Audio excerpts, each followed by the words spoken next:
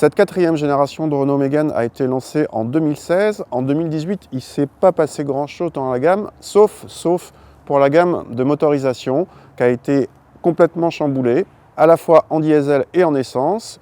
En essence, la gamme est désormais composée d'un 1,3 litre TCE décliné en 3 niveaux de puissance, 115, 140 ou 160 chevaux.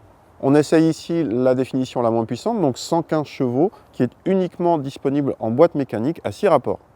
Avec le niveau de finition zen de notre modèle d'essai, la Mégane a droit à un écran central classique et non pas vertical comme sur les finitions supérieures. Assez petit avec seulement 7 pouces de diagonale, il se montre heureusement réactif, mais l'ergonomie et les menus ne sont pas très intuitifs.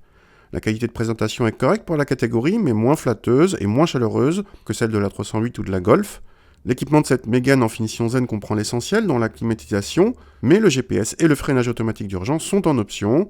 À l'arrière, l'habitabilité est légèrement inférieure à la moyenne de la catégorie, mais permet d'accueillir 2 adultes correctement. Le coffre, en revanche, est l'un des plus grands du segment, avec presque 450 décimètres cubes mesurés par nos soins.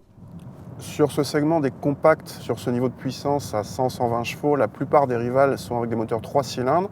Donc pas cette Mégane qui garde un 1,3 litre 4 cylindres. Malgré tous les progrès, efforts que font les autres en insonorisation, en vibration, c'est quand même plus doux et plus agréable avec un 4 cylindres. Alors, ce 1,3 litre TCE 115 par rapport à celui qui le remplace, le 1,2 litre TCE 115 à la même puissance. Donc, par contre, on passe de 190 à 220 Nm de couple qui est disponible plus tôt et on gagne, c'est logique, beaucoup en reprise avec des performances par contre qui sont à peu près équivalentes. On a toujours l'impression d'en avoir un petit peu sous le pied malgré la faible puissance, c'est plutôt agréable. Petit bémol quand même, la puissance maxi est obtenue à 4500 tours, ce qui est quand même très tôt pour un moteur essence. On a par certains côtés l'impression de conduire un moteur diesel, la sonorité en moins. En consommation, c'est le statu quo par rapport à la version précédente, mais en gagnant beaucoup en reprise et donc en agrément de conduite au quotidien, le progrès est donc patent. En tarif, notre modèle d'essai s'affiche à 23 300 € avec cette finition hors option, alors que la Mégane la moins chère du catalogue équipée du même moteur mais en finition live commence à 21 300 €.